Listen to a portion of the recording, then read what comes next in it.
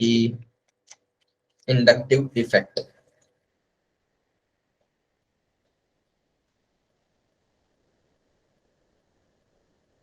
Inductive effect पढ़ने से पहले, हाँ तो चलिए तो शुरू करते हैं। बिल्कुल, इंडक्टिव इफेक्ट पढ़ने से पहले बेटा एक दो बातें पहले लिख लेते हैं। If any atom has positive charge, अगर बेटा किसी एटम के पास पॉजिटिव चार्ज है, देन इट विल वांट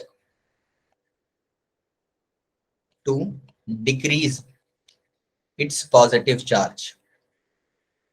किसी भी एटम के ऊपर अगर बेटा पॉजिटिव चार्ज आ रहा है तो अपने पॉजिटिव चार्ज को कम करना चाहेगा to gain stability. Stability gain करने के लिए उसे क्या करना पड़ेगा, अपना पॉजिटिव चार्ज कम करना पड़ेगा। ठीक है, नेगेटिव चार्ज के लिए भी बिल्कुल सेम बात है कि अगर किसी के पास बेटा नेगेटिव चार्ज है तो वो भी अपने नेगेटिव चार्ज को कम करना चाहेगा, वो भी अपने नेगेटिव चार्ज को कम करना चाहेगा for stability. Then it will want to decrease negative charge, ये अपने नेगेटिव चार्ज को बेटा डिक्रीज करना चाहेगा टू गेन स्टेबिलिटी। यानी कोई भी ना चार्ज नहीं चाहता, उसके बाद ना स्टेबिलिटी की बात की जाएगी। स्टेबिलिटी एग्जैक्टली होती क्या है? स्टेबिलिटी का मतलब बेटा सिंपल है कि आदमी जिंदगी में खुश हो। ठीक है, खुश खुश होने का मतलब स्टेबिलिटी है। आप खुश कह सकते हो या मतलब उसे किसी चीज की कमी ना हो। तो स्टेबिलिटी का ये मतलब है कि मान लीजिए कोई एक इंडिविजुअल है, एज ए ह्यूमन देखे तो ह्यूमन कब स्टेबल होता है कि is got a good job. ठीक है, गुड जॉब क्या होती है कि जिसके अंदर आपके सारे के सारे एक्सपेंसेस कवर हो जाते हैं, आपके पास कुछ सेविंग्स आ जाती है, तो फिर आप जिंदगी में स्टेबल हो। अभी जो आपकी लाइफ है वो अनस्टेबल लाइफ चल रही है, आप लोगों को पढ़ना है, अभी चीजें और अचीव करनी है। जब आदमी स्टेबल हो जाता है तब उसे कुछ नहीं करना होता, फिर उसे लाइफ पास करनी होती है। मतलब इसलिए जनरल सिनेरियो कि हम क्या सोचते हैं कि मतलब स्कूल करेंगे, कॉलेज करेंगे, फिर जॉब हो जाएगी, उसके बाद जॉब हो जाएगी तो बस ठीक है, खर्चे निकलते जाएंगे और लाइफ सेटल्ड है, सॉर्टेड, जिसको सेटल्ड बोलते हैं। सेटल्ड आदमी फिर कुछ मूवमेंट शो नहीं करता, कुछ हरकत शो नहीं करता, वो जैसा चल रहा है झील के साथ बहता रहता है, नदी के साथ बहता रहता है। ठीक है, वो अपने फ्लो के साथ बेहतर रहता है। तो अगर कोई भी चीज स्टेबल होना चाहती है, इसका मतलब उसकी मूवमेंट रुक जाए, उसकी हरकतें रुक जाए, वो चेंजेस को रजिस्ट करने लग जाएगी, यार मुझे कोई चेंज नहीं चाहिए, आई एम स्टेबल। ये मतलब होता है बेटा स्टेबिलिटी का। तो कोई भी चीज जब हम केमिस्ट्री में बात करते हैं कि स्टेबल कब होगी, बेटा वो स्टेबल तब होगी जब उसकी रिएक्शन करने की इच्छा ना हो। केमिस्ट्री के अंदर कोई चीज स्टेबल तब होगी जब उसकी रिएक्शन करने की इच्छा ना हो। तो अगर हमें केमिस्ट्री के अंदर स्टेबिलिटी देखनी है तो हमें ऐसा देखना होगा कब कोई चीज रिएक्शन नहीं करेगी। तो जब आपका पॉजिटिव चार्ज प्रेजेंट है तो उसका ये क्राइटेरिया कि पॉजिटिव चार्ज कम हो जाए तो वो रिएक्शन करना पसंद नहीं करेगा, that's why it will gain stability. Negative charge कहीं पे प्रेजेंट है तो उसे भी कोई चीज कम करना चाहेगी। बेटा इन दोनों चीजों को, इन दोनों सिचुएशंस को गेन करने के दो तरीके हैं, इन दोनों सिचुएशंस को गेन करने के दो तरीके हैं। पॉजिटिव चार्ज को कम करने के लिए, नेगेटिव चार्ज को कम करने के लिए दो तरीके हैं। Complete transfer of electron, complete, हो सकता है किसी ऊपर पॉजिटिव चार्ज है, वो कहीं से किसी का इलेक्ट्रॉन मार लाए और अपना चार्ज पूरा का पूरा खत्म ही कर दे, तो बेटा complete charge, complete transfer of electrons एक तरीका तो ये है। और partial charge, partial charge transfer by electron displacement effects. जो आपकी लास्ट हेडिंग डली थी, इलेक्ट्रॉन डिस्प्लेसमेंट इफेक्ट्स, ये बेटा इलेक्ट्रॉन्स को डिस्प्लेस कराते हैं, उनके अंदर कुछ कुछ मूवमेंट दिखाते हैं, लेकिन कंप्लीट ट्रांसफर नहीं करने वाले। वो एक एटम से दूर ले जाके दूसरे एटम के पास जरूर ले जाते हैं, लेकिन कंप्लीटली ट्रांसफर नहीं करते, वो बॉन्ड वहीं की वहीं रहता है। ठीक है, कहीं पे भी अगर आपके इलेक्ट्रॉन्स ट्रांसफर होने, बेटा एक ये हो गया, ये हो गया। ठीक है, यहाँ पे मान लीजिए कार्बन है, यहाँ पे कोई ए एटम है। ठीक है, इसके ऊपर मान लीजिए पॉजिटिव चार्ज है, तो दो तरीके हैं, या तो ये क्या करे, इस इलेक्ट्रॉन को, इस वाले इलेक्ट्रॉन को अपने पास ले आए। ठीक है, उसकी वजह से क्या होगा, इसके ऊपर पॉजिटिव चार्ज थोड़ा सा कम हो जाएगा। दूसरा तरीका क्या है, देखा ये बॉन्ड वॉन्ड सब खत्म है, ये दोनों दोनों इलेक्ट्रॉन मैं लेके जा रहा हूँ, ये दोनों इलेक्ट्रॉन ये लेके चला जाएगा, तो अब इस कार्बन के ऊपर पॉजिटिव चार्ज आ जाएगा, इसके ऊपर ये न्यूट्रलाइज हो जाएगा। ये पॉजिटिव था, इसके पास एक इलेक्ट्रॉन आए थे, न्यूट्रलाइज हो गया। यानी दो तरीके हैं, या तो ये इसी बॉन्ड को सलामत रख के इस इलेक्ट्रॉन को थोड़ा सा इस तरफ खींच ले और अपने ऊपर थोड़ा सा चार्ज कम कर ले। दूसरा तरीका क्या है, ये पूरा का पूरा बॉन्ड तोड़ के दोनों इलेक्ट्रॉन उड़ा के ले जाए और अपना कंप्लीट चार्ज खत्म करते हैं। दो तरीके होते हैं। जो बेटा ये जो मैंने ये वाला तरीका दिखाया है कि ये थोड़े से इस तरफ ड्रिफ्ट हो जाए, this kind of drifts are called electron displacement effects. अलग अलग डिस्प्लेसमेंट इफेक्ट्स होंगे जिनके अंदर हम देखेंगे कि पूरा बॉन्ड नहीं टूटना है, इलेक्ट्रॉन इधर उधर घूमेंगे और उसकी वजह से कुछ कुछ स्टेबिलिटीज कहीं कहीं आएंगे। सबसे पहला बेटा इसी कड़ी के अंदर आता है हमारा inductive effect. Inductive effect, inductive effect, पहला इलेक्ट्रॉन डिस्प्लेसमेंट है इंडक्टिव इफेक्ट। क्यों पढ़ते हैं इनको? ताकि हमें पता चल सके कि कहाँ पे चार्जेस स्टेबल होंगे, कहाँ पे कोई स्पीसीज स्टेबल होगी। बेटा मेरे पास ना ऐसे करके एक चेन है कार्बन की, ठीक है, ये चेन हो गई। इसके ऊपर ऑब्वियसली यहाँ पे ये वाला कार्बन इसके दूसरे कार्बन से एक बॉन्ड दिखा रखा है, तो यहाँ पे 3 H प्रेजेंट होंगे, लेकिन वो मैंने नहीं दिखाए, यहाँ पे 2 H प्रेजेंट होंगे। मैंने सिर्फ आपको कार्बन की चेन दिखाई है, उसके साथ जो बाकी वैलेंसीज आपको दिख रही है वो आप पूरी कर लेना आपके हाइड्रोजन एटम से। बेटा इसके साथ ना इस बॉन्ड के अंदर एक एटम लगा हुआ है, लास्ट वाले कार्बन के ऊपर ए एटम लगा हुआ है, ए एटम, ठीक है जी। और इस ए एटम के बारे में क्या बोल रहा हूँ बेटा, electronegativity of A is more than electronegativity of carbon, ठीक है। इलेक्ट्रोनेगेटिविटी ऑफ ए जो है बेटा वो कार्बन की इलेक्ट्रोनेगेटिविटी से ज्यादा है। तो क्या कोई मुझे ये बताएगा कि जो वो इलेक्ट्रॉन ड्रिफ्ट का सीन था वो अगर यहाँ पे बताऊं, तो ये जो इलेक्ट्रॉन्स इस बॉन्ड के अंदर, अगर ए ज्यादा इलेक्ट्रोनेगेटिव है और कार्बन कम इलेक्ट्रोनेगेटिव है, तो बेटा जब मैं इन दोनों इलेक्ट्रॉन्स को ऐसे करके शो करता हूँ ना, ऐसे करके शो करता हूँ कि ये दोनों अपने इस साइड है, इसका मतलब ये दोनों इक्वली, जो इनके एटम्स है, सॉरी यहाँ पे ए है, ये दोनों इक्वली अपना चार्ज शो कर रहे हैं इनके एटम्स के ऊपर, ठीक है। लेकिन अगर मैं ऐसा दिखाऊं कि बॉन्ड तो सलामत है, लेकिन ये वाला इलेक्ट्रॉन यहाँ ना रह के इधर पहुंच गया है, इधर पहुंच गया है, इसका ये मतलब होता है कि इस वाले एटम को ज्यादा अपना चार्ज प्रेजेंट कर रहा है। बात ये है कि ये किसकी तरफ जाना पसंद करेगा, जिसकी इलेक्ट्रॉन एक्टिविटी ज्यादा होगी या जिसकी इलेक्ट्रॉन एक्टिविटी कम होगी, बताइए बच्चों। एनिमल जिसकी इलेक्ट्रोनेगेटिविटी कम ज्यादा होगी, होगी। ज्यादा होगी, बिल्कुल। तो अब ये कहाँ जाएगा, ए की तरफ जाएगा कि सी की तरफ जाएंगे इनके इलेक्ट्रॉन्स? सर ए एक ए की की तरफ। तरफ जाएंगे, बिल्कुल। तो ए की तरफ जाएंगे तो बेटा क्या हो जाएगा, सिनेरियो ऐसा हो जाएगा कि इस बॉन्ड के अंदर ये सी ए जो बॉन्ड था यहाँ पे, इसके अंदर इसका डेल्टा इलेक्ट्रॉन, नेगेटिव। हाँ इसके ऊपर डेल्टा नेगेटिव आएगा, बिल्कुल सही बात। और बेटा ये वाला इलेक्ट्रॉन इसके नजदीक आ गया, इस वजह से इसके ऊपर क्या है, डेल्टा नेगेटिव चार्ज। इसके ऊपर क्या आ जाएगा बेटा, delta positive delta charge, positive. ठीक है। अब देखो अब क्या लिखना है, एक और लाइन लिखनी है, if any atom has complete और पार्शियल पॉजिटिव चार्ज, कंप्लीट और partial positive charge, then its electronegativity increases. इसके अंदर कोई रॉकेट साइंस नहीं, इलेक्ट्रोनेगेटिविटी का सिंपल मतलब होता है टेंडेंसी टू गेन इलेक्ट्रॉन्स और अट्रैक्ट इलेक्ट्रॉन्स। तो अगर किसी के ऊपर पॉजिटिव चार्ज आ गया तो ऑब्वियसली उसकी tendency to gain electrons will increase, वो इलेक्ट्रॉन्स पाने की उसकी जो चाहत होगी वो इंक्रीज हो जाएगी। तो अगर किसी के ऊपर डेल पॉजिटिव चार्ज आया तो ऑब्वियस सी बात उसकी इलेक्ट्रोनेगेटिविटी थोड़ी सी बढ़ गई होगी। और इसका अपोजिट क्या होता है कि अगर किसी के ऊपर बेटा नेगेटिव चार्ज आ जाता है, if any atom has complete और partial negative charge, then its electronegativity decreases। अब जिसके पास इलेक्ट्रॉन्स आ गए तो उसकी इलेक्ट्रॉन्स पाने की चाहत कम हो जाएगी, सिंपल सी बात है। अब बेटा यहाँ पे देखो इन कार्बन को ना नंबर कर लो, इन कार्बन के ऊपर नंबरिंग कर लो, कार्बन नंबर 1 इसको बोल दो, इसको 2 बोल दो, इसको 3 बोल दो, इसको 4 बोल दो। अब जो है कार्बन 1 और ए का तो मैंने बॉन्ड चेक कर लिया कि इसके अंदर से ए के ऊपर आ गया डेल नेगेटिव चार्ज। अगर मैं देखूं बेटा यहाँ पे कार्बन नंबर मेरा 2 है और कार्बन नंबर मेरा 1 है, तो कार्बन नंबर 1 के ऊपर जो है बेटा मेरा एक डेल पॉजिटिव चार्ज प्रेजेंट है, ऊपर भी लिख दो ये चार्ज, डेल नेगेटिव और बेटा डेल पॉजिटिव चार्ज प्रेजेंट है, ठीक है। इसकी वजह से क्या होगा बेटा, कार्बन 1 की इलेक्ट्रोनेगेटिविटी इज मोर, इसकी कार्बन इलेक्ट्रो की इस कार्बन की इलेक्ट्रोनेगेटिविटी ज्यादा है। तो ये क्या करेगा, ये वाला जो बॉन्ड है इसका इलेक्ट्रॉन अपनी तरफ खींच लेगा ऐसे करके, ये वाला इलेक्ट्रॉन इसकी तरफ आ जाएगा। इसका मतलब सर इसका जो टोटल डेल पॉजिटिव चार्ज आपने अभी शो किया था वो थोड़ा सा डबल डेल्टा पॉजिटिव, वो थोड़ा सा घट जाएगा और पड़ोसी के ऊपर क्या आ जाएगा, एक डेल्टा पॉजिटिव चार्ज आ जाएगा। बेटा इसको बोल दो डेल्टा 2 पॉजिटिव। और इसका जो डेल्टा पॉजिटिव चार्ज था क्योंकि इसके पास इलेक्ट्रॉन्स आए तो थोड़ा बहुत वो घट जाएगा, तो डेल्टा पॉजिटिव से होके वो क्या आ जाएगा, डेल्टा 1 पॉजिटिव। इस वाले कार्बन के ऊपर क्या आ गया बेटा, delta 2 positive. In the very same way तीसरे वाले कार्बन के ऊपर क्या आ जाएगा बेटा, डेल्टा 3 पॉजिटिव, ठीक है। ये हो गया दिस फ्लो ऑफ इलेक्ट्रॉन्स।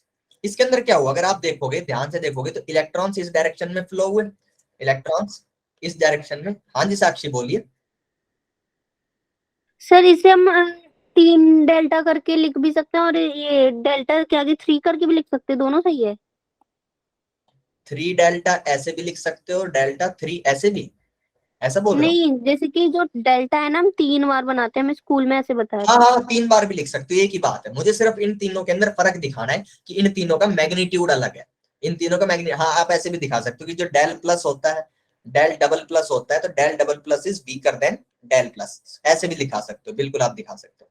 मैंने डेल 3 लिख दिया, ओके। ठीक है, नोटेशन है। चलो जी, यहाँ पे जो हुआ बेटा, यहाँ पे जो है, यहाँ पे मेरा इलेक्ट्रॉन्स का ना फ्लो हुआ इस डायरेक्शन में, ऑब्वियसली इलेक्ट्रॉन्स इस डायरेक्शन में फ्लो किए left to right, this flow is called बेटा inductive effect. The drift of electrons, the drift of electrons, the drift of electrons as shown above is called inductive effect. As shown above is called inductive effect. जो ऊपर electrons मेरे डिफ्ट हुए वो inductive effect कहलाता है, ठीक है। ये एक बात हो गई, यहाँ पे सबके ऊपर ऐसे ऐसे करके चार्जेस आए। बेटा अगर यहीं पे मैं इस कार्बन चेन के साथ जो मैंने एटम लगाया, अगर मैं यहाँ पे सर स्क्रीन को थोड़ा सा नीचे कर दीजिए। एक सेकंड बेटा, ये लीजिए, ये वाली स्क्रीन देखनी, ये वाली, ये देखनी, इसको नहीं नोट सर, कर, इसके नीचे वाली। ये वाली, ये, यस सर। हाँ जी नोट कर लीजिए।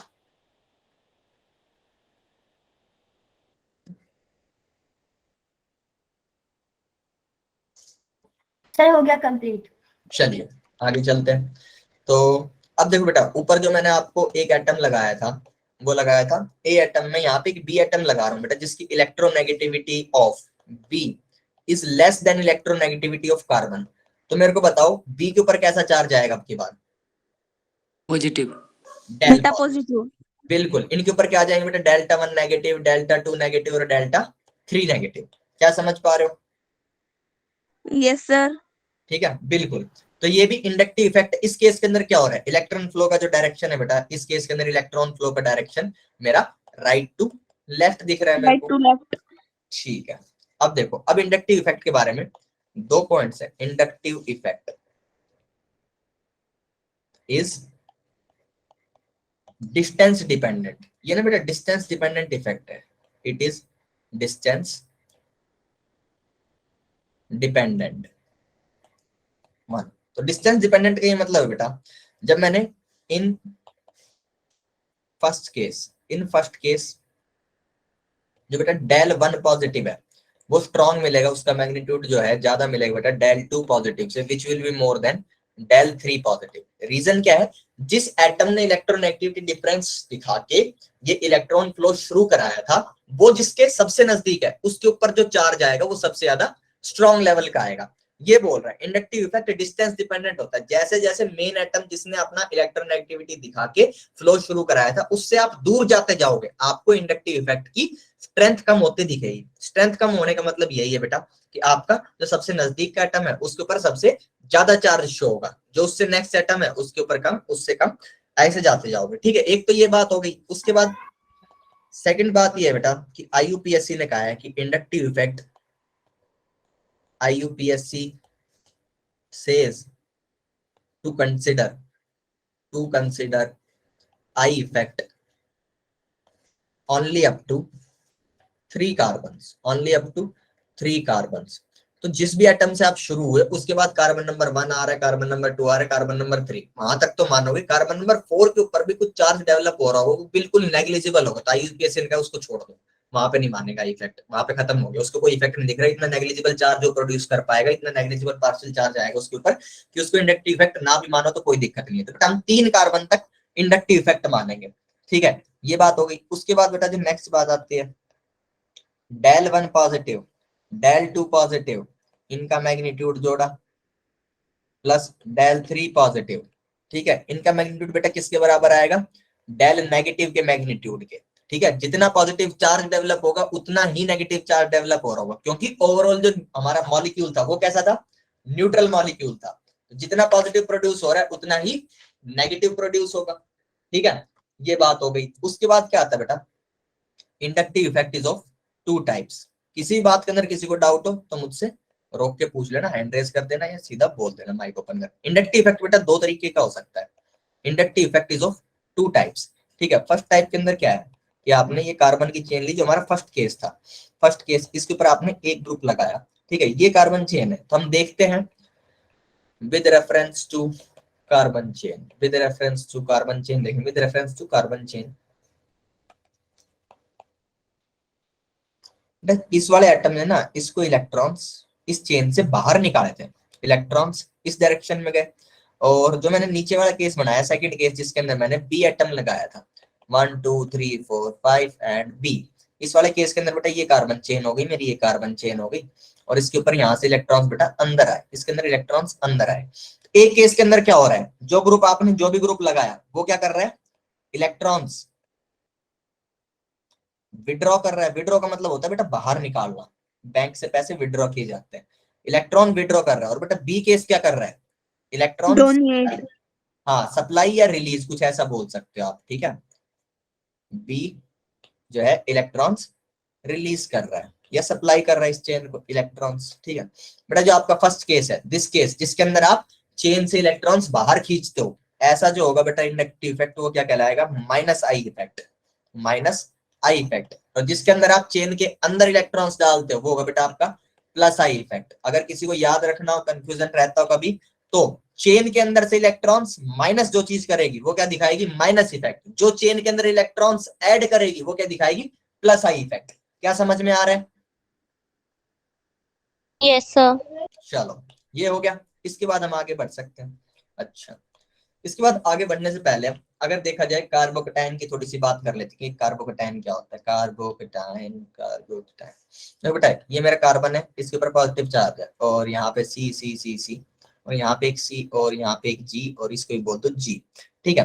मेरे पास बेटा G1 G2 ऐसे इसके पास ग्रुप लगे हुए, एक पॉजिटिव चार्ज है। क्या कोई मेरे को बताएगा फॉर स्टेबिलिटी, अगर मुझे इस कार्बन का जो पॉजिटिव चार्ज है इसके ऊपर स्टेबिलिटी चाहिए, तो G1 एंड G2 बेटा प्लस आई के ग्रुप हूं या माइनस आई के ग्रुप हूं, आराम से सोच के बताना, कोई उड़ते हुए नहीं। सर ये रिपीट कर दो, डेल पॉजिटिव इक्वल है डेल नेगेटिव चार्ज, ऐसा क्यों हो रहा है बेटा, बता दूंगा del positive del negative equal क्यों, बता दूंगा। पहले सबसे पहले मेरे को ये बताओ कि ठंडे दिमाग से सोच लो, ये मैं बता दूंगा आशीष आपको, ठीक है। Positive negative plus I effect. Sir plus plus I effect, plus I effect show होगा तो स्टेबिलिटी आएगी, ठीक है। लास्ट में बता दूंगा आशीष, कोई बड़ी चीज नहीं हो, 2 मिनट की बात है, ठीक है। अभी आगे बढ़ गए, लास्ट में क्लास खत्म करके मैं क्लियर कर दूंगा। हाँ भाई, कोई ऐसा है जिसको लगता हो कि यहाँ पे माइनस आई इफेक्ट लगना चाहिए स्टेबिलिटी बढ़ाने के लिए, एनीवन? नो, तो ठीक है, इट इज वेरी ऑब्वियस बेटा, यहाँ पे ये पॉजिटिव चार्ज है, ये पॉजिटिव चार्ज है, इसको अगर स्टेबिलिटी लेके आनी है तो मैंने लिखा है पॉजिटिव चार्ज स्टेबिलिटी लेने के लिए क्या चाहेगा, अपना चार्ज कम कर दे, it wants to reduce its charge, it wants to reduce its charge, it wants to reduce its charge. अगर इसको अपना चार्ज रिड्यूस करना है तो it wants to gain electrons, it wants to gain electrons, gain electron, wants to gain electrons. और अगर इसको electrons gain करने हैं तो इसको तो प्लस आई का ग्रुप चाहिए, क्योंकि प्लस आई के ग्रुप ही तो इलेक्ट्रॉन सप्लाई करते हैं, माइनस आई के ग्रुप तो इलेक्ट्रॉन्स बाहर खींच रहे होते हैं, तो इसको क्या चाहिए, need supplier, it needs supplier of electron. और सप्लायर ऑफ इलेक्ट्रॉन्स कौन होते हैं, supplier of electrons which are plus I groups, ठीक है, प्लस आई ग्रुप्स चाहिए। तो कहीं पे पॉजिटिव चार्ज आ रहा होगा उसको स्टेबिलिटी के लिए क्या चाहिए, प्लस आई ग्रुप चाहिए, और अगर कहीं पे नेगेटिव चार्ज आ रहा है तो बेटा नेगेटिव चार्ज को क्या चाहिए, minus I group for stability. सीधी बात है, वो चाहेगा कि मेरा चार्ज कम हो जाए, तो कहेगा कोई मेरे इलेक्ट्रॉन्स ले जाओ यार, मेरा नेगेटिव चार्ज कम करने के लिए तो मुझे इलेक्ट्रॉन्स देने पड़ेंगे, कोई मेरा नेगेटिव चार्ज ले जाओ। तो फिर सप्लायर जो था, सप्लायर की जरूरत ना पड़ के यहाँ पे विड्रॉअर की जरूरत पड़ेगी, विड्रॉअर कहेगा हाँ ठीक है लाओ मैं ले लेता हूँ, तो वो क्या होगा, माइनस आई इफेक्ट शो करेगा, तो नेगेटिव चार्ज को बेटा माइनस आई ग्रुप्स स्टेबलाइज कर देंगे, ठीक है। अब बात आती है कि कौन कौन से ग्रुप माइनस आई शो करते हैं, कौन कौन से ग्रुप प्लस आई शो करते हैं। अगर हमें इतना समझ में आ जाए तो हम आराम से बता सकेंगे कहाँ पे स्टेबिलिटी आ रही है और कहाँ पे अनस्टेबिलिटी आ रही है। चलो, तो इसके लिए जो है आपको ये है एक ऑर्डर ना नोट डाउन करना है और उसे रट भी लेना है। डिक्रीजिंग ऑर्डर बेटा, डिक्रीजिंग ऑर्डर ऑफ माइनस, नहीं पहले प्लस का लिखेंगे, प्लस आई इफेक्ट। ये बेटा अलग अलग ग्रुप्स हैं, अलग अलग ग्रुप्स हैं जो माइनस आई इफेक्ट और प्लस आई इफेक्ट शो करते हैं। अभी तक मैंने तुम्हें एक एटम से दिखाया था कि एटम आने की वजह से इलेक्ट्रॉन्स फ्लो करने लग जाते हैं। अब मैं तुम्हें ग्रुप ऑफ एटम्स दिखाऊंगा जिसको बोल रहा हूँ कि ये ग्रुप है। पहला ग्रुप ऑफ एटम ऐसे करके लिख दिया मैंने, तो ये ग्रुप जो है ये ओवरऑल इलेक्ट्रॉन्स का फ्लो कराएगा, ये माइनस आई या प्लस आई, ये वाला जो है ये प्लस आई शो करेगा, ठीक है। तब एटम से हम एक स्टेज आगे बढ़ के ग्रुप्स पे पहुंच गए हैं कि ग्रुप्स होगा, कोई ग्रुप ओवरऑल अगर किसी चेन के ऊपर लग गया तो इलेक्ट्रॉन्स खींचेगा कि इलेक्ट्रॉन्स देगा। तो बेटा यहाँ पे जो है order of plus I effect का ये मतलब है कि जो यहाँ पे मैंने सबसे पहला लिखा है ना, ये सबसे स्ट्रॉन्ग प्लस आई शो करता है, ये सबसे स्ट्रॉन्ग प्लस आई शो करता है। उसके बाद बेटा उससे वीकर लिखूंगा, ऐसे करके जितने भी मेरे पास ग्रुप्स हैं जिनका मेरे को काम पड़ता है ऑर्गेनिक केमिस्ट्री के अंदर, वो सारे लिख दूंगा कि अच्छा ये जो ये वाला डैश दिख रहा है ना सबके सामने, ये वाला डैश, इसी डैश से जाके वो कार्बन चेन से जुड़ेंगे, इस डैश से जाके वो इस कार्बन चेन से जुड़ेंगे। तो एक एक वैकेंसी मैंने इसकी खाली शो कर रखी है, एक एक वैकेंसी खाली शो कर रखी है। चलो ये सारे के सारे ग्रुप्स बेटा आपको नोट कर लेने हैं और अगली भोर तक, भोर मतलब सुबह तक रट लेने हैं। धीरे धीरे समय लगेगा कोई बात नहीं, लेकिन एज इट इज बेटा आपको रटे हुए होने चाहिए, क्योंकि ये रटे होंगे तो आपको बड़े काम आएंगे।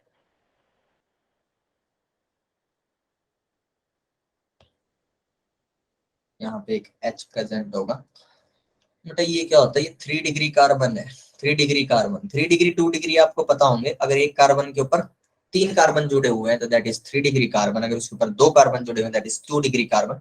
उसके बाद क्या आएगा बेटा, CH हो गया, उसके बाद आ जाएगा आपका CH2 CH3।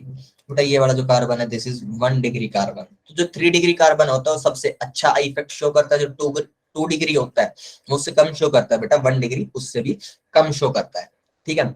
ये बात हो गई। उसके बाद द नेक्स्ट थिंग इज, उसके बाद आते हैं बेटा, कलर चेंज हुआ है, बात वही है कि दिस इज लेस देन का साइन, CH3 हो गया। उसके बाद बेटा CT3, उसके बाद C33, उसके बाद बेटा CD3, उसके बाद CH3, उसके बाद बेटा ट्राइटियम, उसके बाद ड्यूटेरियम, उसके बाद हाइड्रोजन। TDH क्या है इसके लिए परेशान ना हो, अभी बता दूंगा। These are the isotopes of hydrogen. इसका जो है आई इफेक्ट बेटा हाइड्रोजन का मानते आई इफेक्ट 0 है, मानते हैं आई इफेक्ट 0 है, बस मानते हैं, ये समझ लो कि इसका इफेक्ट 0 मानते हैं, ठीक है। ये प्लस की साइड चल रही है, प्लस से इंडक्टिव इफेक्ट घटता हुआ प्लस वाला 0 पे पहुंचा, उसके बाद माइनस आई वाले शुरू हो जाएंगे। चलो ये नोट डाउन हो जाए तो बताना। उसके बाद मैं आपको आइसोटोप्स, आइसोटोप्स कुछ नहीं होते, आप लोगों ने पढ़ा होगा स्ट्रक्चर ऑफ एटम के अंदर, हाइड्रोजन। ये यहाँ पे T3 लिखा है क्या? हाँ CT3, CT3, उसके बाद CD3, उसके बाद CH3। TD and H, TD and H are isotopes of hydrogen। Sir ये CH2 के ऊपर नॉट लगाने से इसका मतलब क्या होता है? CH2 के ऊपर बेटा नॉट कहाँ पे लगाया है, जो 2 डिग्री लिख रखा है बेटा, एग्जैक्टली नॉट नहीं है, ये 2 डिग्री है। नो सर, ये इसके ऊपर वाले पे जो CH2 है, ये वाला ये बेटा नेगेटिव चार्ज है, इसको मैं समझा दूंगा नेगेटिव हाँ। चार्ज कैसे देखोगे, ये नेगेटिव चार्ज है। ओके और आइसोटोप्स ऑफ, सर ये T और D क्या होता है? हाँ ये देखो नीचे लाइन लिख रहा हूँ, आगे समझाऊंगा अभी T और D क्या होते हैं, TDH क्या होते हैं मैं आपको समझा दूंगा। TDH को लिख लेना अभी के लिए, हाइड्रोजन के आइसोटोप्स होते हैं, और आगे समझा रहा हूँ कि आइसोटोप्स क्या होते हैं। हालांकि तुमने स्ट्रक्चर ऑफ एटम के अंदर ये पहले भी देखा होगा, लेकिन अभी भुला गए होगे तो मैं याद दिला दूंगा TDH क्या होता है। ये नोट डाउन हो जाए तो बता देना, फिर मैं आपको TDH पे बताता हूँ। कोई बचा है भाई नोट डाउन करने के लिए? सर हो गया। हो गया, कोई बचा हो तो बोल देना, वरना आगे बढ़ते हैं आइसोटोप्स पे। आइसोटोप्स देखो बेटा, अगर मैं एक न्यूक्लियस देखूं, न्यूक्लियस है, अभी ये तो पता होगा कि एक एटम के अंदर एक न्यूक्लियस होता है, उसके अंदर प्रोटॉन और न्यूट्रॉन निवास करते हैं, उसके बाहर की तरफ इलेक्ट्रॉन्स होते हैं, वो ऐसे करके उसके अंदर घूम रहे होते हैं, ठीक है। तो बेटा हाइड्रोजन जो होता है उसका जो न्यूक्लियस होता है उसके अंदर बेटा एक प्रोटॉन प्रेजेंट होता है और उसके अंदर बाहर एक इलेक्ट्रॉन प्रेजेंट होता है, ठीक है। एटॉमिक नंबर क्या होता है, अब इसकी बात कर लो। Atomic number is equal to बेटा number of protons, number of protons equal to number of electrons, this is बेटा मेरा एटॉमिक नंबर, ठीक है जी। ये हो गया, ये मेरा हाइड्रोजन है, हाइड्रोजन। अब क्या होता है बेटा, मेरे पास एक न्यूक्लियस आता है जिसके अंदर, अच्छा न्यूट्रल एटम होगा तो जितने उसके ऊपर प्रोटॉन प्रेजेंट होंगे उतने उसके ऊपर इलेक्ट्रॉन प्रेजेंट होते हैं। मेरे पास बेटा एक न्यूक्लियस आया जिसके पास एक न्यूट्रॉन है और एक प्रोटॉन है, इसको जो न्यूट्रलाइज करने के लिए इलेक्ट्रॉन आएगा वो तो एक ही आएगा, एक ही इलेक्ट्रॉन आएगा। बेटा ये वाला जो एटम होता है this is called deuterium, this is isotope of hydrogen. अभी समझाऊं आइसोटोप का क्या मतलब बेटा। इसका एटॉमिक नंबर क्या मिलेगा, एटॉमिक नंबर सर इसका 1 है, इसका एटॉमिक नंबर 1 है, ऊपर वाले का भी बेटा एटॉमिक नंबर 1 है, एटॉमिक नंबर 1 है, एटॉमिक नंबर इक्वल 1 है। ऊपर वाले का बेटा एटॉमिक मास कितना होगा, उसका एटॉमिक मास मिलेगा आपको 1। देखो प्रोटॉन और neutron both show 1 unit mass. ऊपर वाले के पास एक प्रोटॉन है, उसका मास कितना हो गया 1। इलेक्ट्रॉन का मास हम लोग नेग्लिजिबल मान रहे हो तो उसको काउंट नहीं करते, हम प्रोटॉन और न्यूट्रॉन काउंट करते हैं। नीचे वाले का एटॉमिक मास कितना आ जाएगा, सर इसके पास एक प्रोटॉन है और एक न्यूट्रॉन है, तो बेटा इसका एटॉमिक मास कितना हो गया 2 हो गया। उसके बाद एक भाई साहब आते हैं जिनके पास एक प्रोटॉन 1 प्रोटॉन प्लस 2 न्यूट्रॉन अगर किसी के पास है तो बेटा वो क्या करेगा, वो ऐसे करके उसके पास इलेक्ट्रॉन उसके पास भी उतने होंगे जितने प्रोटॉन है, तो 1 इलेक्ट्रॉन। इसका ही बेटा एटॉमिक नंबर जितने इलेक्ट्रॉन जितने प्रोटॉन इक्वल एटॉमिक नंबर, तो बेटा एटॉमिक नंबर इसका भी आपको 3 लिख दिया 1 आएगा। इसका एटॉमिक नंबर 1 हो गया, इसको बोलते बेटा ट्यूटेरियम, टी एटम है ये, ठीक है। इसका एटॉमिक मास कितना मिलेगा बेटा आपको, इसका एटॉमिक मास है 3, एक प्रोटॉन से आया और 2 यूनिट मास आया बेटा मेरे 2 न्यूट्रॉन से। अब क्या लिखते हैं आइसोटोप, आइसोटोप क्या होते हैं, elements with same atomic number, same atomic number, same atomic number but different atomic mass. तो अगर कोई लोग आइसोटोप्स है तो बेटा उनका एटॉमिक नंबर सेम मिलेगा और एटॉमिक मास डिफरेंट मिलेगा। तो जैसे अच्छा अगर किसी का एटॉमिक नंबर सेम होता है ना बेटा, तो आपने पीरियोडिक टेबल के अंदर पढ़ा होगा एटॉमिक एक पीरियोडिक लॉ जैसा होगा। तो the chemical properties are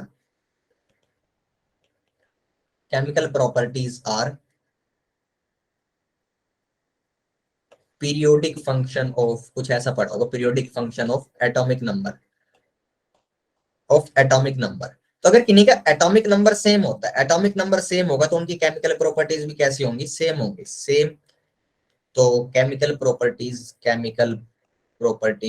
same, atomic number अगर किसी का सेम होगा तो उसकी केमिकल प्रॉपर्टीज बेटा आपको सेम मिलेगी। तो अगर जैसे मैं हाइड्रोजन के मैंने 3 आइसोटोप्स दिखाए बेटा, इन तीनों का जो एटॉमिक नंबर है वो 1 है, H, D और T। इसका मतलब इनके पास एक एक इलेक्ट्रॉन उसको ये लूज कर सकते हैं, एक एक इलेक्ट्रॉन को ही यूज करके पेयरिंग कर सकते हैं। हाइड्रोजन जब कार्बन के साथ आया तो एक बॉन्ड बना रहा होता है, हर हाइड्रोजन एक एक बॉन्ड बनाएगा। कई बार क्या होता है हाइड्रोजन ना होके ड्यूटेरियम आ जाता है, मिक्सिंग की वजह से हो सकता है आपने जिस भी कंटेनर के अंदर हाइड्रोजन यूज किया हो, क्लोरीन के साथ सॉरी कार्बन के साथ हाइड्रोजन मिक्स करके, carbon plus hydrogen will give you CH4, ठीक है। इसकी बैलेंसिंग कर दोगे 2H2, तो ये सारे रिएक्शन से आपको क्या बन रहा होता है, मीथेन बन रहा होता है। हो सकता है कई बार यहाँ पे H2 ना आके एक D का एटम आ जाए, ठीक है। These are isotopes. क्या सबको आइसोटोप्स क्लियर है? सर एक बार और रिपीट कर दीजिए। ओके आइसोटोप्स के अंदर क्या करना है बेटा, आपका एटॉमिक नंबर सेम होगा, हाइड्रोजन है उसके पास एटॉमिक नंबर इज सेम 1 1, ठीक है। ड्यूटेरियम इसका बेटा एटॉमिक नंबर 1 ही होगा, इसका एटॉमिक मास 2 हो जाएगा। तो देखोगे तो ये दूसरा डिफरेंट एटम है, ठीक है, बट इसका एटॉमिक नंबर सेम है। और ट्यूटेरियम इसका बेटा एटॉमिक नंबर 1 है। एटॉमिक नंबर किस चीज से होता है, जिसके अंदर आपके जितने इलेक्ट्रॉन और प्रोटॉन है, वो भी मैं दोबारा बता रहा हूँ कि आपका हाइड्रोजन एटम है उसके अंदर एक इलेक्ट्रॉन एक प्रोटॉन होता है। ड्यूटेरियम के अंदर बेटा एक इलेक्ट्रॉन एक प्रोटॉन एक न्यूट्रॉन होता है। इसके अंदर क्या होता है बेटा, एक इलेक्ट्रॉन होता है, इसके अंदर एक बेटा प्रोटॉन होता है और 2 न्यूट्रॉन्स होते हैं। मास कौन लेके आता है बेटा, मास आता है प्रोटॉन और न्यूट्रॉन की वजह से, ठीक है। जितने आपके टोटल प्रोटॉन प्लस न्यूट्रॉन है, हाँ एक सेकंड बेटा ऊपर कर दूंगा मैं, एक बार ये समझा दूं, जितने आपके पास टोटल प्रोटॉन और इलेक्ट्रॉन है उतना ही आपके पास मास अपीयर होगा। तो बेटा ट्यूटेरियम का जब मैंने एटम उठा के देखा तो उसके अंदर मुझे एक इलेक्ट्रॉन मिला, इलेक्ट्रॉन की वजह से कोई मास नहीं आता, इलेक्ट्रॉन की वजह से मुझे पता चलता है एटॉमिक नंबर, क्योंकि इलेक्ट्रॉन्स आपकी प्रॉपर्टीज बताते हैं कि ये एक बॉन्ड बनाएगा 2 बनाएगा, अगर किसी के पास 2 इलेक्ट्रॉन्स प्रेजेंट होते हैं तो 2 बॉन्ड बनाने की टेंडेंसी रखता है, ऑल दैट, ठीक है। तो एटॉमिक नंबर जो है वो आपकी केमिकल प्रॉपर्टीज को डिफाइन करता है। अगर बेटा इन तीनों के पास सेम नंबर ऑफ इलेक्ट्रॉन्स है तो इनका एटॉमिक नंबर सेम होगा। अगर एटॉमिक नंबर बेटा इनका सेम होगा तो इनकी केमिकल प्रॉपर्टीज आपको सेम मिलेंगी, केमिकल प्रॉपर्टीज सेम मिलेंगी। और इनको क्या बोलते हैं, आइसोटोप्स, आइसोटोप्स बोलते हैं। इनके साथ क्या होता है बेटा, same atomic number, same atomic number but different atomic mass, ऐसा होता है, ठीक है जी। क्या समझ में आ गया साक्षी? सर मतलब तीनों हाइड्रोजन के आइसोटोप्स हैं। तीनों हाइड्रोजन के आइसोटोप है ऑब्वियसली। एटॉमिक नंबर 1 हाइड्रोजन को बोल रखा है। बेटा आपने किसने बोला था शीट दिखा, ये वाली ओके स्लाइड सर, दिखानी है, ठीक इससे भी ऊपर दिखानी है? सर इसके थोड़ी सी ऊपर। ये लीजिए, ये वाली। Yes sir. ठीक है बेटा, इसके अंदर ये बट लिखा हुआ है। ठीक है बेटा, तीनों ही हाइड्रोजन के आइसोटोप होते हैं। ठीक है, अब या तुम इसको ऐसे बोल दो कि हाइड्रोजन जो है वह ड्यूटेरियम का आइसोटोप है। अब ये तुम्हारी मर्जी, ये तीनों आपस में एक दूसरे का आइसोटोप है। बाकी इन जनरली जब भी बोल रहे होते हैं तो इनको हाइड्रोजन का आइसोटोप बोल देते हैं। सर ये क्या लिखा है, दीज केमिकल प्रॉपर्टीज आर के द बाद? Chemical properties are periodic function, यहाँ पे पीरियोडिक के बाद एक सी लगा लेना, periodic function of atomic number, of their atomic number. ठीक है, इसको बेटा मॉडर्न पीरियोडिक लॉ बोलते हैं। पीरियोडिक टेबल नाम का कहीं पे चैप्टर होगा, वहां पे आपको ये मिलेगा। ठीक है, ये मैंने वैसे बता दिए थे वहां से। इसका मतलब ये होता है कि किसी भी एटम या किसी भी एलिमेंट की जो केमिकल प्रॉपर्टीज होती हैं वो उसके एटॉमिक नंबर का पीरियोडिक फंक्शन होती है। इसका ये मतलब है, पीरियोडिक फंक्शन का मतलब वो रिपीट हो रही होती है। रिपीट होने का ये मतलब है जो आपका एक ग्रुप होता है बेटा, उसके अंदर जो आउटर मोस्ट इलेक्ट्रॉन्स होते हैं वो सेम होते हैं। एटॉमिक नंबर का पीरियोडिक फंक्शन होने का ये मतलब है कि आपके 1 से लेकर 10 तक के एटॉमिक नंबर गए, उनके अंदर आपको अलग केमिकल प्रॉपर्टीज मिली, लेकिन जो 11वां आया ना वो फर्स्ट वाले के जैसा सेम मिलेगा। पीरियोडिक मतलब कुछ पीरियड के बाद प्रॉपर्टीज रिपीट होना। वो क्यों हो रही होती है कि जो 11वां एटम जो आपका आया उसके आउटर मोस्ट शेल के अंदर जितने इलेक्ट्रॉन्स हैं वो आपके पहले वाले के बराबर है। आउटर मोस्ट शेल के अंदर अगर आपके इलेक्ट्रॉन सेम होते हैं तो प्रॉपर्टीज सेम आ जाती है। चलो भाई, क्या आगे बढ़ सकते हैं? Yes sir. Yes sir. सब क्लियर? चलो ओके, उसके बाद क्या करना है, उसके बाद एक और ऑर्डर आपको रखने के लिए दे रहा हूं मैं। माइनस आई का जो ऑर्डर होगा, माइनस आई का, minus I effect. Okay, minus I effect का डिक्रीजिंग ऑर्डर। चलिए जी बेटा, सबसे पहला आएगा फिर मेरे पास NF3 पॉजिटिव, उसके बाद क्या आ जाएगा बेटा NR3 पॉजिटिव, उसके बाद क्या आ जाएगा NH3 पॉजिटिव, उसके बाद क्या आ जाएगा NO2, उसके बाद NO2, उसके बाद साइनाइड, उसके बाद आपका एल्डिहाइड, उसके बाद C डबल बॉन्ड OR, और उसके बाद आ जाएगा बेटा, ये क्या कर दिया, इसके बाद नेक्स्ट आ जाएगा मेरा acid, acid minus I show करेगा। उसके बाद बेटा फ्लोरीन, उसके बाद क्लोरीन, उसके बाद ब्रोमीन, उसके बाद आयोडीन, उसके बाद इथॉक्सी, उसके बाद सॉरी इथॉक्सी नहीं, अल्कोक्सी। उसके बाद बेटा आपका OH ग्रुप आएगा, उसके बाद NH2 आएंगे, फिर आएगा C ट्रिपल बॉन्ड CH, उसके बाद आता है बेटा PH, then comes CH double bond CH2, उसके बाद आता है बेटा H। ठीक है, नोट डाउन कर लो भैया एज इट इज, उसके बाद प्रश्न करने शुरू करते हैं इस बातों के ऊपर। सर ये पीएच लिखा है ना नीचे? हाँ जी बेटा, पीएच लिखा है, फिनाइल ग्रुप को शो कर रहा है। पीएच क्या होता है? फिनाइल ग्रुप होता है, बेंजीन के अंदर से एक हाइड्रोजन उड़ा दो तो ये कहीं भी जाके किसी ग्रुप के साथ, किसी चेन के साथ जाके जुड़ सकता है, फिनाइल ग्रुप पीएच। इसको शॉर्ट में इतना बार बार फिर गोला बना के ये नहीं लिखना, इसलिए इसको पीएच लिख देते हैं।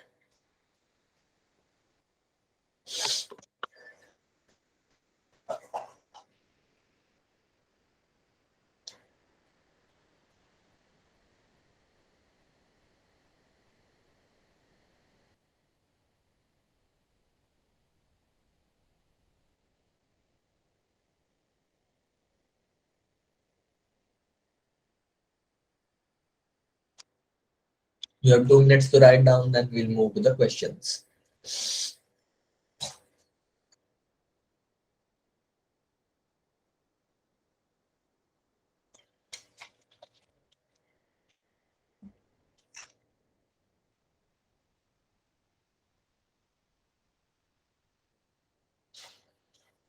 हो गया सर। हो गया?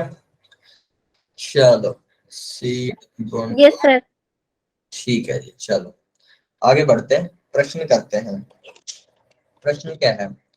क्वेश्चन क्वेश्चन गोज लाइक, अब कुछ भी नहीं, अब मस्त काम, बस ये है कि अभी तुम्हें पन्ने पलटने पड़ेंगे, तुम्हें याद नहीं हुआ होगा ना। मेरे पास ऐसे करके ये लगा हुआ है, इसके ऊपर एक पॉजिटिव चार्ज लगा हुआ है, यहाँ पे NO2 ग्रुप लगा हुआ है CCC, और यहाँ पे क्या लग दिया बेटा मैंने OH ग्रुप लगा दिया है, और यहाँ पे CCCC और पॉजिटिव, और H3 लगा दिया है, ठीक है। या फिर इसके H नहीं लिख रहा मैं, H तो सब में ही नहीं लिख रहा, तो इसके H हटा दो, इसके H हटा दिया, 1 2 3, और इसके बाद नेक्स्ट कार्बन तो है ही, इस कार्बन के ऊपर एक और आपने कार्बन लगा दिया। बेटा ये मेरा A कंपाउंड है, ये B है और ये C है। आपको बताना है स्टेबिलिटी ऑर्डर, और यहाँ पे इसके अंदर यहाँ पे पॉजिटिव चार्ज है, और यहाँ पे ये वाला कार्बन उड़ाना था। ओके, स्टेबिलिटी ऑर्डर बताएंगे, stability order of A B। आपका लैपटॉप चार्ज नहीं है, चार्ज में लगा लो। अच्छा, किसी चीज किसका टैब का बता रहा है? 22% है, 22 इज सेफ, 22 इज सेफ, 22 तो चल जाएगा। 5 के बाद खतरा होता है।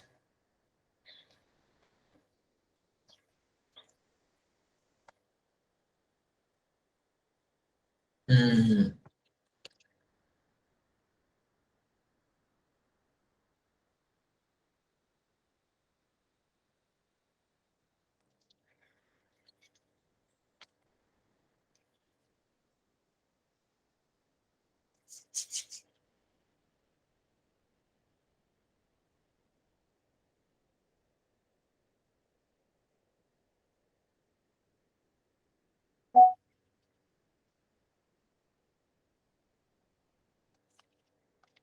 सर ए स्टेबल है सबसे ज्यादा।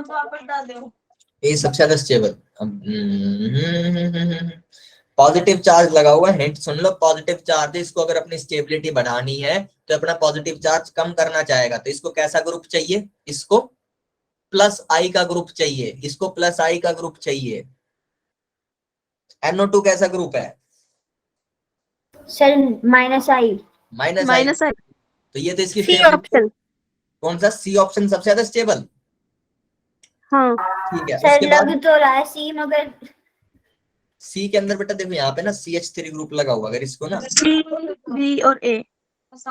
हाँ सी, तुम आंसर बता रहे हो C B एंड A, बिल्कुल ये सही आंसर है। ठीक है, बाकी लोग भी एक बार आई गिव यू 1 और 2 मिनट, सोचो खुद से, देखो कि मेरे बताने से नहीं होएगा, खुद से सोचो, that would be better. CBA is the correct answer, बिल्कुल C इज मोस्ट स्टेबल।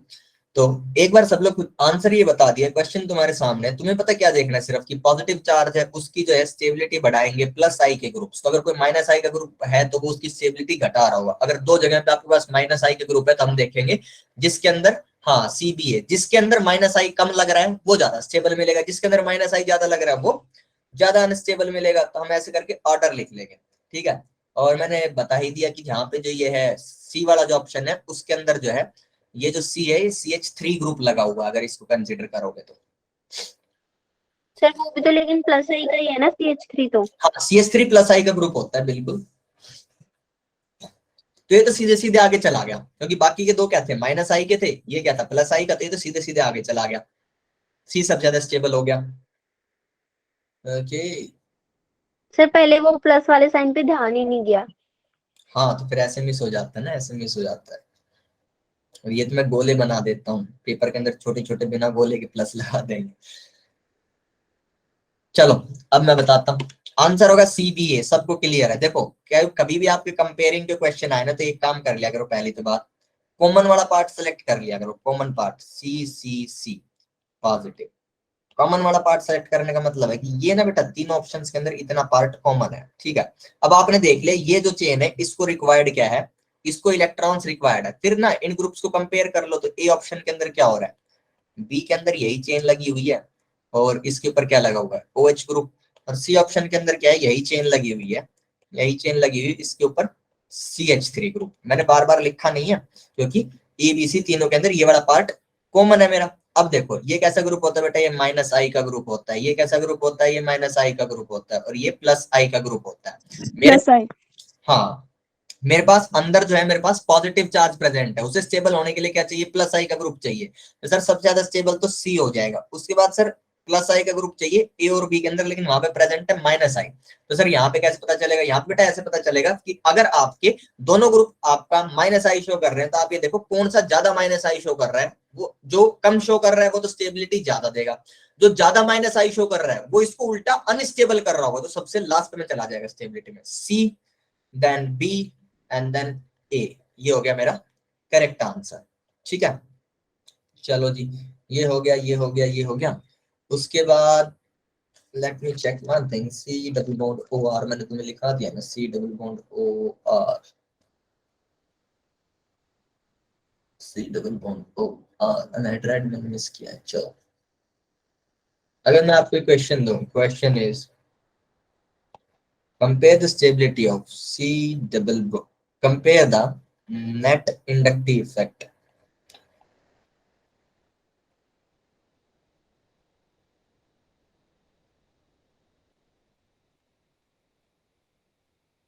ये एक अच्छा प्रश्न है, दिमाग लगाइए। ये पूरे पूरे ना ग्रुप हैं, ये किसी भी चेन के ऊपर जाके ऐसे करके अटैच हो सकते हैं। मुझे चाहिए order of minus I effect. इनके अंदर से कौन सा सबसे ज्यादा माइनस आई इफेक्ट लगाएगा? पीछे पलट के मत देखना, उसके अंदर नहीं लिख रखे हैं। इसके अंदर वो कॉमन वाला तरीका लगा के देखना।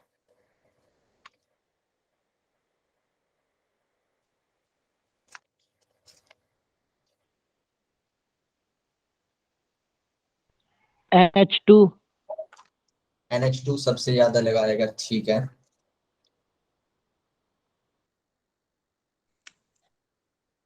देन उसके बाद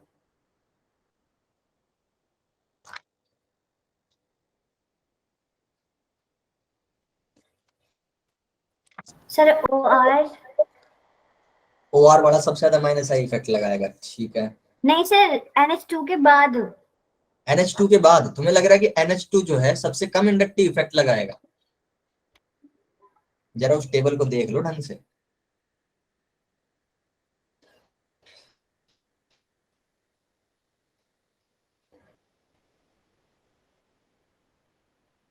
मेरे को तो ये लगता है जो मैंने लिखवाया उसके हिसाब से ये आंसर होना चाहिए। सर सबसे पहले Cl होगा, फिर OR होगा, फिर NH2 होगा। सर मुझे भी यही लग रहा था, लेकिन मैंने बोला नहीं, मुझे लगा क्योंकि गलत। तुमने क्या देखा OR उसके स्टार्टिंग के अंदर ये NH टाइप की चीजें लगी हुई थी, तुमने स्टार्टिंग में देख लिया वो वहां से। नहीं सर, आपने ये माइनस आई वाले में आर भी लिखवाया था ना, और इसमें ओ आर भी है, तो ये जुड़ा हुआ था, तो सी तो हाँ। सबसे पहले हो गया था ये मेरा, फिर सीएल तो होता ही है, फिर बच तो ए ही गया था। अब देखो कंपेयर कैसे करते हैं, अब टेक्निक देखो। टेक्निक क्या है कि ये आपका कॉमन पार्ट हो गया, ये कॉमन पार्ट हो गया, ठीक है। ये तो कॉमन पार्ट हो गया, इसका नेट चाहे कोई प्लस आई हो, मैं कह दूं अगर आपको कभी भी ऐसे कंपेयर करना, पहले कॉमन पार्ट को चेक कर लिया करो, उसे भुला दिया करो, वो किसी काम का नहीं। अभी मैंने क्या पूछा है, ये पूरा का पूरा मिलके कितना इंडक्टिव इफेक्ट माइनस शो करेगा। तो बेटा मेरे को क्या देखना है, ये तो अगर इसके अंदर लेट अस सपोज अगर इसको यूनिट्स में बोल दूं, ये 2 यूनिट्स शो करता है, तो यहाँ पे भी ये 2 यूनिट शो करेगा, चाहे प्लस का करे माइनस का करे। मैंने कहा 2 यूनिट पॉजिटिव के शो करता है, यहाँ पे भी प्लस का शो करेगा, और यहाँ पे बेटा प्लस 2 यूनिट शो करेगा। अब क्या बच गए, पीछे वाले ग्रुप्स बच गए। तो अगर मैं ये देख लूं कि पीछे वाले कौन ज्यादा माइनस आई लगाएगा, तो ऑब्वियस सी बात है उसका माइनस आई जितना भी आएगा, जिसका सबसे स्ट्रॉन्ग होगा पूरे का मिला के उसी का स्ट्रॉन्ग मिलेगा। तो सबसे स्ट्रॉन्ग माइनस आई किसका होता है? सबसे स्ट्रॉन्ग होता है सर NH2 का। उसके बाद किसका आता है? क्लोरीन का आता है। सॉरी सबसे स्ट्रॉन्ग होता है क्लोरीन का, सबसे स्ट्रॉन्ग होता है क्लोरीन का। उसके बाद आता है OR का, उसके बाद किसका आता है? NH2 का। तो यही आपका ओवरऑल आंसर हो जाएगा, order of minus I, order of minus I, ठीक है, ये हो जाएगा। उसके बाद एक क्वेश्चन हम कर सकते हैं, क्वेश्चन ओके। अगर किसी को डाउट हो तो बोल देना, सॉर्टेड है। C माइनस और ये हो गया, और इसके ऊपर this NO2 is my favourite minus I group. C negative, और इसके ऊपर मैंने क्या लगाया, इसके ऊपर मैंने लगा दिया है, इसके ऊपर क्या लगाया, प्लस आई के बढ़िया से ग्रुप्स भी नहीं होते।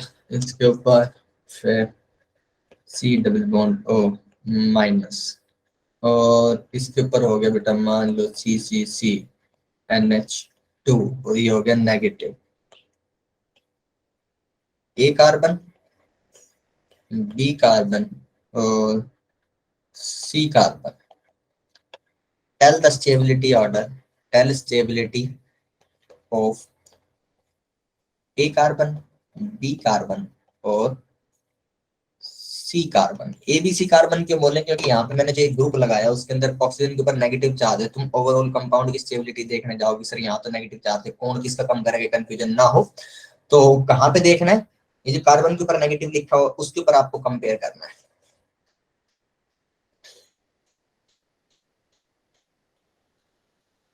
सर क्या बोला आपने? मैंने ये बोला कि जैसे जो बी ऑप्शन टाइप दिख रहा है, जो सेकंड लिख रखा है, उसके अंदर एक ऑक्सीजन के ऊपर भी नेगेटिव चार्ज है। तो यहाँ पे अगर मैं तुमसे ओवरऑल स्टेबिलिटी पूछता तो तुम लोग कंफ्यूज हो सकते थे कि कौन सा नेगेटिव चार्ज स्टेबलाइज करके देखना है सर, कौन से को ग्रुप मानना है और कौन से को स्टेबलाइज करना है। क्योंकि यहाँ पे अगर तुम देखो तो यहाँ पे इस वाले पार्ट के लिए, इस वाले पार्ट के लिए ये CH2 नेगेटिव टाइप का ग्रुप लिखा हो तो कंफ्यूजन हो सकता है। इसलिए मैंने क्लियर कर दिया कि आप ये जो कार्बन मैंने शो किए हैं 3 मार के, इन कार्बन का नेगेटिव चार्ज आपको चेक करके बताना है कौन ज्यादा स्टेबल है। A is more stable than B, which is more stable than C. Okay. यही तो तुम मात खाते हो। आराम से देखो, आराम से। ACB एक आंसर आया मेरे पास, ACB। भैया जो B है ना उसके अंदर ये C डबल बॉन्ड और O minus, this is a plus I group.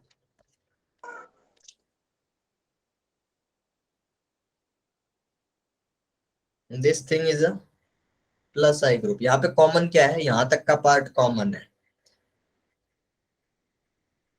एक कार्बन कम छोड़ दिया क्या, यहाँ पे एक कार्बन लगा लेना फिर,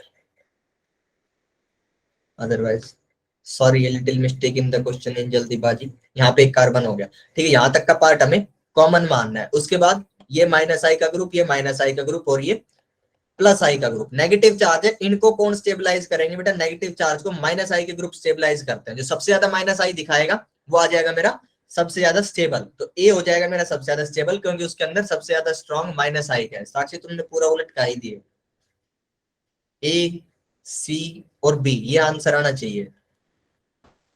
NH2 तो कम, हाँ सर यही आंसर आया है। ACB आएगा ना, सर यही है। ठीक है। ACB is the correct answer and that's it for today. किसी को डाउट है तो इसमें बताएं। कुछ सर नहीं, मुझे है। हाँ बताओ क्या डाउट, क्यों नहीं नो समझ सर। आया।